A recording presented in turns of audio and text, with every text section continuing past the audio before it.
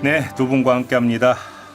외교부 제1차관을 지냈던 최종권 연세대 교수 모셨습니다. 어서 오세요. 네, 안녕하십니까. 국방부 대북 정책관을 지냈던 분입니다. 조영근 장군 모셨습니다. 어서 오세요. 네, 안녕하십니까. 오늘은 유엔사 얘기를 좀 해야 될 것 같은데요. 며칠 전에 익명 기자회견을 했어요. 네, 네. 기자회견인데 익명이에요. 이것도 참 흔한 장면은 아닌데. 아무튼 그거 빼고 내용이 어떤 거였어요? 그게 일단은 세 가지였습니다. 크게. 네. 첫 번째는 지금 여당에서 하고 있는 DMZ 관련된 법이 이게 통과되면 유엔군 사령관의 권한을 부정하는 거고 네. 한국 정부가 정전협정 준수 의사가 없다는 것이다. 이러는 것이고 두 번째는 저희가 이제 생각하는 정전협정 서문에 현재 군사적 성질이라고 들어가 있는 것 자체가 우리는 이게 군사적에 한해서 정전협정이 적용된다라고 주장하고 있는데 그것이 아니라 평화 상태가 아니다. 그러니까 한반도는 현재 군사적 상황이라는 것을 주장하는 것이고 그렇기 때문에 민간인에 대해서도 정전협정이 적용된다. 요 얘기했고 마지막으로는 유엔사 규정이 굉장히 잘 지켜지고 있고 저번에 김현종 1차장이 DMZ 출입을 못하게 된 것도 본인들이 어떤 정치적 사안을 판단한 게 아니고 안전 문제 때문에 못 들어간 것이다. 이 세 가지를 굉장히 강하고 자세하게 설명했습니다. 아니, 그러니까 트럼프는 한국 의회가 승인이 늦어진다고 관세 올린다고 그러고 유엔사는 왜 DMZ법 만들려고 하냐고 그러고. 그렇습니다. 왜 이래요 도대체. 아니 이거 지금 의회 문제인데 유엔사가 지금 한국 국회가 처리하라는 법에 대해서 싫다는 거잖아요. 간단히. 하지 그렇습니다. 말라라는 거잖아요. 그렇습니다. 내정 간섭 아니에요? 굉장히 그것도 강하게 이게 사실은 미군 대령들이 나온 걸로 알고 있는데 대령이 나왔어요. 참모장이라는 참모장이라는 직급에 네. 그렇죠? 직책을 가지는 대령이 나왔고요. 네. 익명했다라고 하는 것은 그냥 유엔사의 이름을 걸고 싶었던 것으로 보이고요. 이례적이었던 것은 어쨌든 언론을 상대로 한 기자회견이었기 때문에 공개적으로 대한민국의 입법부의 활동에 대해서 공개적으로 반대하는 것이기 때문에 이 사안은 그러니까. 매우 중요해 보여요. 다만 우리 이 방송을 보시는 분들의 입장에서 보면 유엔사가 무엇인지는 좀 한번 짚고 넘어가야 될 필요가 있어요. 우리 유엔사 많이 하니까요. 주한미군 혹은 연합사 그리고 유엔사 이렇게 세 가지로 나누는데 사령관은 한 사람이고요. 유엔사는 기본적으로 이제 그 정전협정 좀 더 쉽게 말씀드리면 DMZ 비무장지대 출입을 관리하는 일종의 주체입니다. 근데 이제 저희 출입과 DMZ의 출입과 내부의 활동을 관할할 수 있는 예. 그러니까 영어로 얘기하면 어드미니스트레이션 관할할 수 있는 권한이 있다고는 하는데 사실 이제 이렇게 되면 그 관할권과 우리나라의 주권이 좀 충돌하는 양상입니다. 그러니까 군사분계선 이남의 2km 지역 이 대한민국 영토인데 지금 유엔사가 출입을 들어올 수 있다, 들어올 수 없다라고 지금 관할권을 행사하는 것인데 그 근거는 이제 정전협정이 되는 것이니까요. 근데 이게 사실은 충돌하지 않습니다. 이게 계속 정전협정과 충돌해서 안 된다라고 유엔사가 주장하고 있는데 일단 DMZ법 내용을 한번 먼저 이야기하고 그다음에 정전협정 내용 한번 이렇게 비교하면서 일단 DMZ법의 핵심 내용이 뭡니까? DMZ법은 이제 DMZ의 평화적 이용 보존을 위한 법률을 지금 제기하는 겁니다. 그래서 DMZ를 평화적 이용하고 보존하기 위해서 여러 가지 뭐 단체라든가 활동을 하자. 다만 그 안에 들어갈 때는 이거 완전 비군사적인 성질이니까. 이거 민간 얘기하는 거죠? 네, 완전 민간입니다. 이런 비군사적인 성질의 건에서는 유엔사와 사전 협의를 거쳐서 협의. 사전 협의 절차가 포함되어 있습니다. 네. 그 협의를 걸쳐서 통일부 장관 승인 하에 그 인원들이 들어간다. 이렇게 되어 있는데 그 승인권의 문제입니까? 혹시? 승인권의 문제인데 사전 승인이 있습니다. 유엔사에. 근데 그걸 갖고서 통일부 장관이 승인한다의 그 문구를 갖고 이거 정전협정에 충돌한다. 심지어 정전협정 파기다. 전쟁 재발이 될 수 있으니 그것은 한국 정부가 책임지라고 얘기하고 있는 것은 굉장히 좀 부당하다고 생각됩니다. 맞습니다. 그러니까 소위 DMZ법의 골자는 이거예요. 비군사적이 뭐냐? 우리 생태 혹은 관광 그렇죠. 그리고 관련된 또 평활동 공간으로 활용할 필요가 있다라는 게 지금 우리 정부 혹은 우리 사회의 입장이고요. 따라서 대한민국 정부가 통일부가 되겠죠.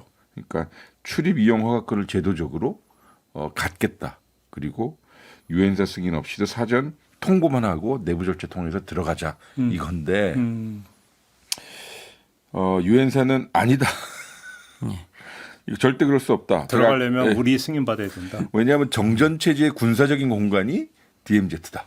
근데 이게 없었던 게 아닙니다. 저희가 개성공단 금강산 관광 2000년도에 한참 할 때 똑같이 이 문제가 불거져서 유엔사가 안 된다라고 그때 했었습니다. 그때도 2년간 국방부하고 유엔사가 협의를 해가지고 네. 관할권과 관리권이라는 것을 분리했습니다. 오. 그렇지. 그래서 관리권은 뭐냐면 하여튼 그 관광객들이 굉장히 많이 올라가니까 뭐 그다음에 개성공단도 너무 많이 올라가니까 이것에 대한 출입 승인은 통일부 장관이 하는 겁니다. 실무는 니네가 하고. 네, 실무는 우리가 하고 마지막 최종 명단을 유엔사에 넘겨줬습니다. 그래서 유엔사가 최종 승인하는 모습은 취했지만 실질적으로는 통일부 장관이 했었습니다. 그러니까 시행사와 시공사의 차이 비슷하다. 그렇습니다. 예. 그래서 그게 굉장히 잘 됐었습니다. 네. 근데 그런 사례가 있었음에도 불구하고 지금 무조건 안 된다라고 하는 것은 좀 문제가 있어 보입니다. 이제 한 가지 이제 다시 한번 그 시청자들 입장에서 정리하면 이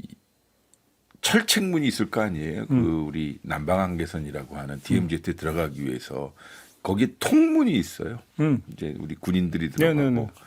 또 서쪽에는 우리 개성공단 올라가는 길이 있었고 동쪽에서는 제진으로 해가지고 금강산 올라가는 길이 있는데 그 각 통문마다 유엔사 군인들이 이렇게 총을 들고 지키고 있는 것이 아니거든요. 그러니까 들어갑니다, 안 들어갑니다, 출입을 허가를 받는 것이라 그러나 그간 우리 정부는 유엔사의 관할권을 상당히 존중해 왔는데 때에 따라서 그걸 너무 심하게 존중했기 때문에 요번에 법적인 체제를 좀 만들어 보겠다고 하는 것이 입법 동기인 것 같아요. 근데 지금 유엔사가 발끈하고 나오는 거라 좀 제 입장에서는 고약하죠. 아니 그러면 그럼 제가 한번 여쭤볼게요. 그러니까 지금 우리 장관님 진단이 이게 정전협정하고 지금 배치되거나 충돌하는 게 전혀 아니다라는 아닙니다. 거죠. 근데 아이가 유엔사의 논리는 정전협정 위반에 해당이 된다는 거잖아요. 그러면 그거 말고 다른 배경, 다른 의도가 있다고 보시는 겁니까 혹시? 그렇습니다. 사실은 지금 정전협정이 굉장히 준수를 강조하는데 이게 유엔사가 지금 두 가지 역설이 있습니다. 네. 첫 번째가 뭐냐면 비군사적 DMZ 출입 권한은 절대 못 넘긴다고 얘기하면서 정전협정 훼손이라고 얘기하면서 실제 정전협정이 훼손되는 것에 대해서는 침묵하고 있습니다. 예를 들어 가장 대표적인 게 지금 북한군이 MDL에다가 국경선이라고 하면서 말뚝 박는 예, 거. 철책, 방벽 다 세우는 거는 예. 정전협정 안 하겠다는 건데 이거에 대해서 한마디도 안 했고 그다음에 무인기 지금 평양 무인기, 서울 무인기 이번에 민간에 보냈던 무인기가 군사적 긴장을 고조시켜서 전쟁까지 갈 수 있는 사안임에도 불구하고 한마디도 안 하고 있습니다. 그러니까 이것이 굉장히 문제인 거고 두 번째는 이번에 국가방위전략서 NDS에서 한국 방위의 한국화를 얘기하면서 그렇죠. 주한미군 역할을 축소하겠다고 얘기하는데 거기에는 또 유엔사는 굉장히 역할을 강화하고 있겠다고 얘기하고 있는 걸 보면 예. 결국은 미 합참의 예하부대입니다. 유엔사는. 그러니까 유엔의 사화나 기관이 아니고 그러니까 결론적으로 보면 유엔 산하가 아니에요? 유엔 산하가 유엔 아닙니다. 예. 합참 산하라고요? 미 합참의장의 예하부대입니다. 예. 그러니까 이 역시 미국의 인도 태평양 전략의 일환이라고 이렇게 좀 생각이 그러니까 됩니다. 정확하게 얘기하면 유엔사는 착각 중이에요. 작가? 예, 무슨 착각이냐면 유엔사는 우리 편이어야 돼요. 그러니까 대한민국 정부를 위해서 서빙을 해야 되는 거예요. 명시적으로는 정전협정을 관리하고는 있지만 우리 입장에서 보면 북한이 DMZ에서 하는 이런저런 정전협정을 위반하는 것에 대해서 심하게 나무래야 돼요. 근데 우리를 지금 나무래고 있는 거고요. 두 번째는 착각 중이기 때문에 자기가 마치 유엔 평화유지군인처럼 얘기하는 거예요. 그러니 유엔 DMZ 안은 아무도 들어오면 안 돼. 왜냐하면 제 관리자 입장에서는 그게 덜 성가시거든요. 그러니까 이게 속칭 그러니까 이거 일본어로 쓰면 그러니까 나 땡땡땡땡이라고 하는. 나의 나 이거다 네. 이거죠. 그러니까 쉽게 그러면. 네. 근데 이게 더 배경을 보면 사실은 그 2003년도에 럼스펠드가 전시작전 통제권을 가져가라고 하면서 유엔사 재활성화 정책이라는 게 생깁니다. 그러면서 유엔사 전력 제공국들이 확대를 많이 해라. 중감이도 DMZ를 활동해라 막 이런 걸 얘기를 하다가 또 공교롭게 2017년에 문재인 정부가 들어와서 남북 교류 협력이 활성화되니까 2019년에 미 합참의장이 그 유엔사 회원국을 얘기하면서 앞으로 기여할 국가들도 앞으로 유엔사에 기여할 국가들도 유엔사 회원국이 될 수 있다 이렇게 참전국이 아닌데도 참전국이 아닌데도 옛날 기억나네요. 예. 예. 옛날에 한번 얘기했었대 그 얘기. 그러니까 결국은 일본을 생각할 수 있는 상황에서 윤석열 정부 때는 독일이 이제 들어온 겁니다 이걸로. 예. 그러니까 사실상 보면 지금 미국이 취구하고 있는 동맹국과 우방국을 엮는 거, 그러니까 네트워킹하는 것에 굉장한 어떠한 그런 상징적으로 되고 있는 게 아닌가. 쉽게 하면 이렇게 밥그릇 논리가 깔려 있다고 보시는 거죠? 아, 저는 그렇게 보입니다. 그러니까 유엔사는 우리 편의 입장에 서서 예. 한반도의 평화 관리를 하면 되는데 제3자적 자기 나름의 이익 구조가 있는 것 같고 네. 그러니 제가 말씀드린 것 같이 착각 중이라는 생각이 들고요. 예. 이게 그들의 입장에서 보면 만약에 한국 국회 입법이 인정이 되면 예. 중요한 선례를 구성하게 되는 거고 자신들의 법적 그러니까 정전체제를 위반한다라고 대한민국 정부에 대고 일갈하는 건데 그렇다 보면 그러니까 유엔사 입장에서 보면 우리는 나름대로 판도라의 상자를 열고 있는 거다. 저는 되게 중요하다고 보고 해야 된다고 보는데 그러니까 그 난리를 치는 거죠. 감히 유엔사에 소속된 대령이 예. 익명으로 대한민국 국회가 하는 입법 활동에 대해서 공개적으로 반대한 케이스입니다. 그러니까. 그러면 이거에 대해서 우리 정부는 입장이 좀 통일돼 있는 겁니까? 아니면 부처별로 입장이 좀 갈리는 겁니까? 입장이 좀 갈려서 이게 문제. 이래서 지금 얘기한 대로 미군 대령이 이것을 이용하고 있다고 저는 생각이 됩니다. 일단은 청와대가 안보실 1차장이 당사자였음에도 불구하고 청와대 안보실은 일체 입장을 안 내고 있는 상태고 예. 심지어 국방부는 정전협정에 의한 유엔사 권한을 존중한다는 입장을 취하면서 유엔사 편을 지금 들고 있는 상황입니다. 외교부는 그냥 뭐 중립적으로 창의적 방안이 필요하다라고 하면서 또 절대적으로 통일부 입장이나 뭐 그 여당 입장을 지지하지 않고 있는 상황이어서 이게 부처 간의 이견들이 보여지니까 유엔사가 강하게 이제 성명 기자회견을 내고 있다고 생각됩니다.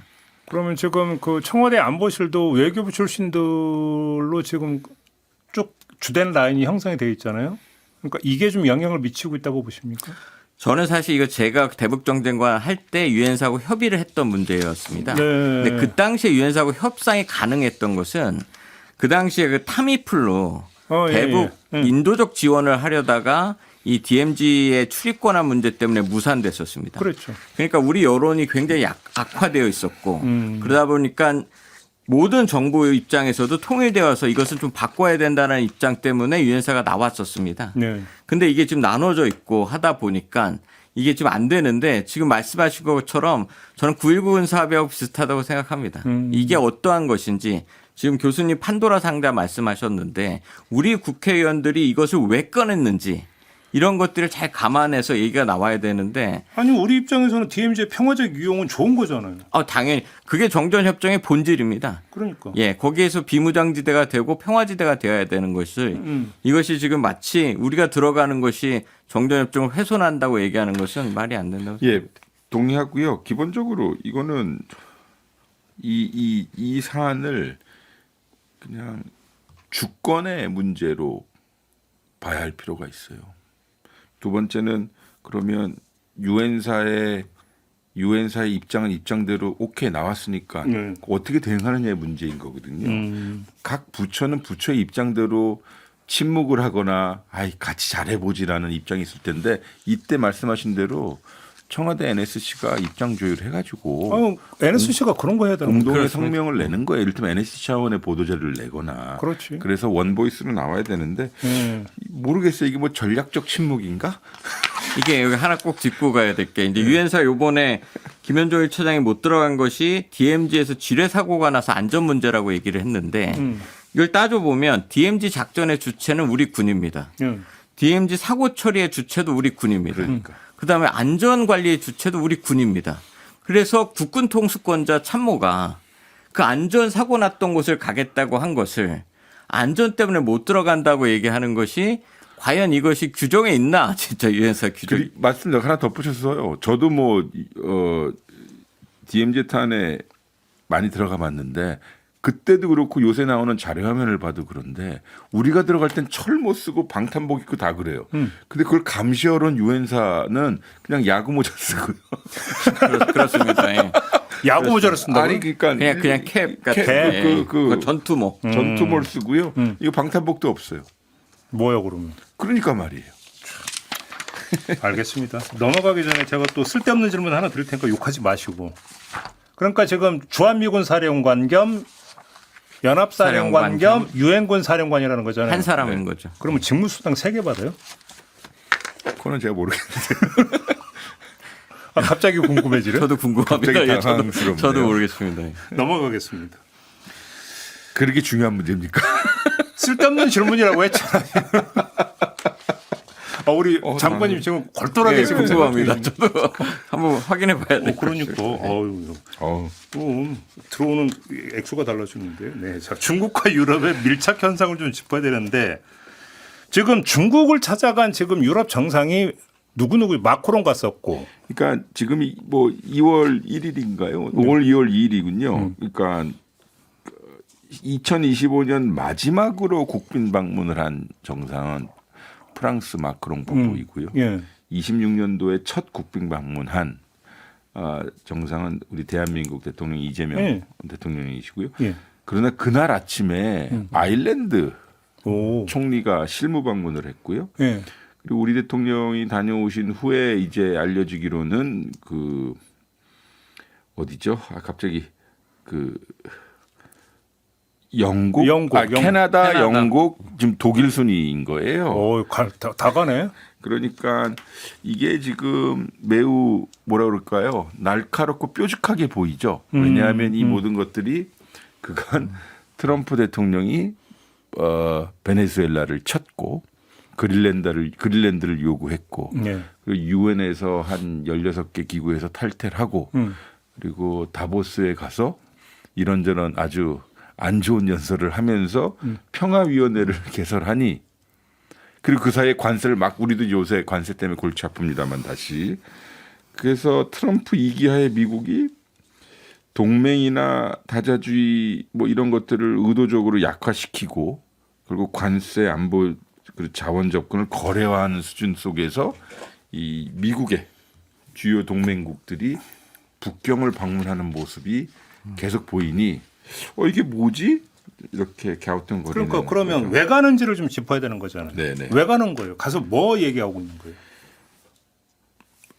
실무적으로 말씀드리면 뭐 미리 정해져 있으니까 갈 수 있다. 왜냐하면 국빈 방문하는 것이 한 6개월 전에 잡을 수도 있는 거고 두 달 전에 잡을 수도 있는 것이니까. 그렇죠.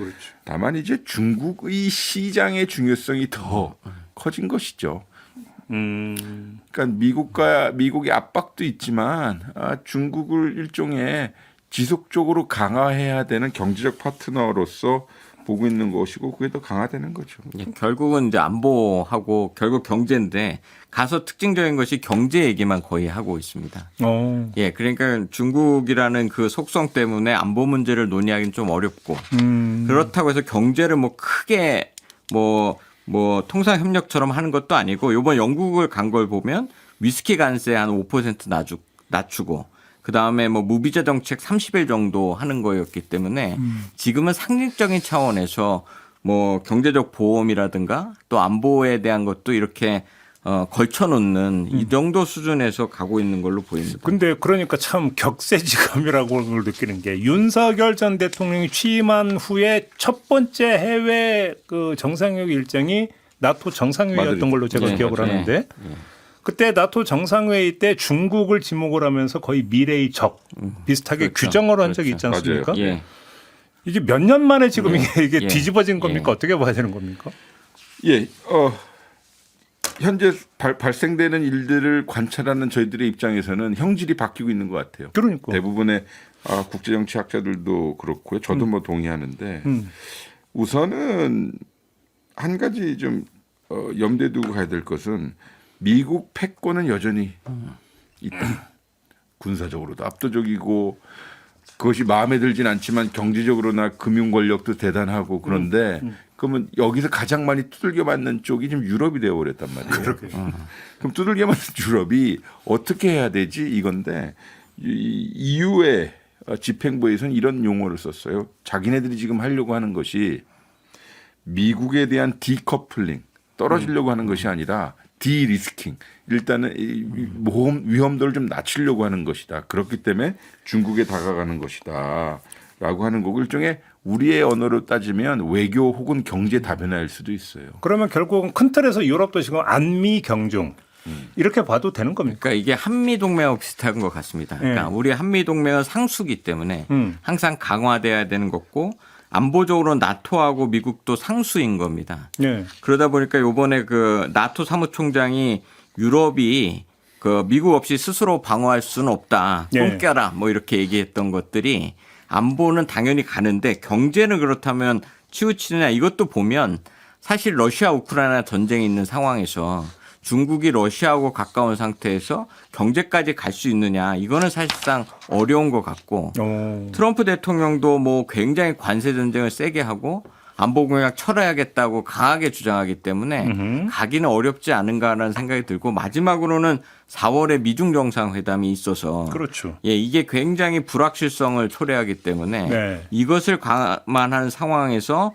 중국 쪽으로 경제가 완전히 갈 거냐 이거는 아직은 아니라고 생각합니다. 그러니까 아직 뭐 이르죠. 그러나 뭐 미국과 유럽의 소위 대서양 동맹이 어떻게 유지될 것이냐는 별개로 뭐 지금 약화돼 있고 감정적으로 격화돼 있고 상당히 불확실하게 보여요. 근데 유럽의 입장에서는 이건 우리한테 함의가 있어 보여요. 뭐냐면 동맹이 더 이상 절대적 안전핀이 아닌 시대로 들어갔다. 그렇죠.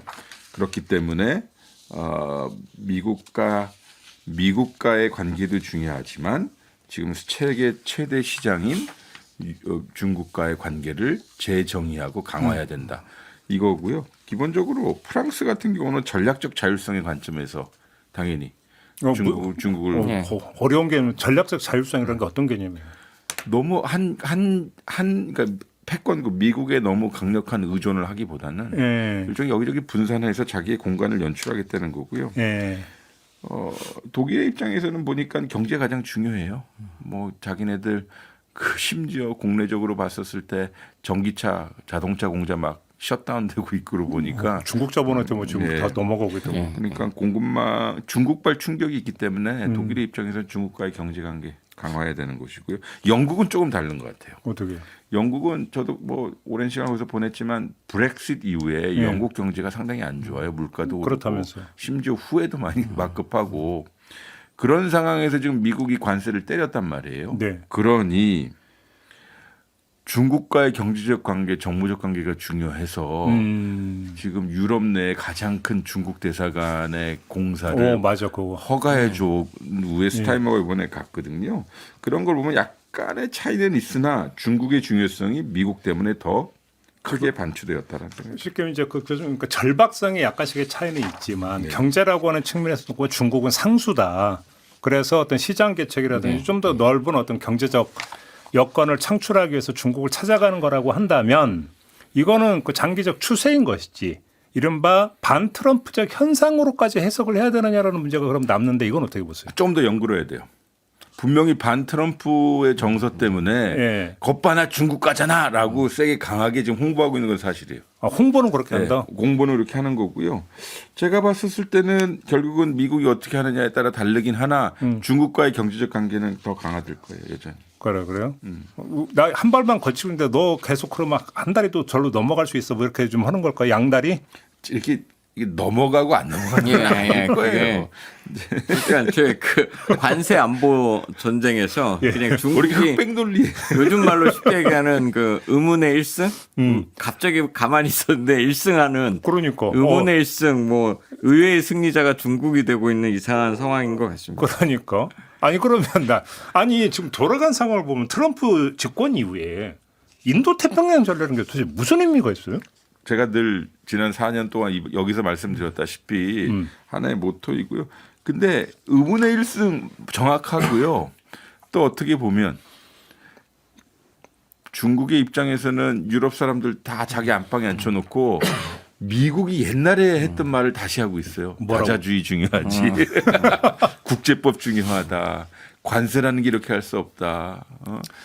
여기 자유무역 질서가 중요하다. 그러니까요. 오래 살고 봐야 돼요. 그러니까 국가안보 전략 나오고 방위 전략 나오고 나서 예. 제3의 길, 예. 그러니까 유럽의 제4겸의 길을 찾는 뭐 그런 몸부림처럼 보여집니다. 우리도 몸부림치듯이 유럽도 생존 전략인 생존 거죠. 방식으로 지푸라기라도 잡자 뭐 이런 것도 있는데 근데 여기 이건 쓸데없는 질문이 아니라 좀 가졌던 궁금이 유럽이나 나토를 바라보는 트럼프 내지 트럼프 행정부 인사들의 시각이 있잖아요. 아, 예. 여기에 이런 게 깔려 있다는 얘기가 있던데 상당히 불만이 많다. 유럽에 대해서 미국이. 뭐냐면 쟤네들은 우리 경제는 들어와서 등골 빼면서 쏙쏙 빼먹으면서 잘난 체는 지네들이 혼자 다 한다. 뭐 이런 어떤 불만이 깔렸고 이게 지금 뭐 본격적으로 정책적으로 나타나는 거다라는 분석이 있던데 맞습니까?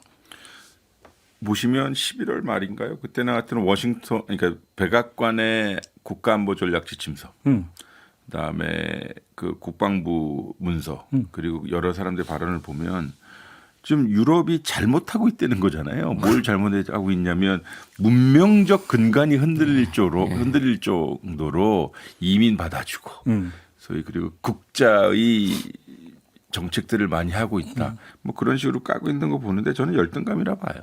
그죠? 열등감이라 보고 어떻게 그렇게 세상을 흑백 논리로 볼 수 있겠어요. 왜 저보면서 얘기했어요? 상업적으로만 거래적으로 볼 수 있겠어요. 그러니까. 조금 실망스러워요. 그러니까 옛날의 미국이 아니다. 이제 지금 이 변화한 미국에 대해서 유럽이 26년 벽두부터 조금 변화된 모습을 보여주고 있다.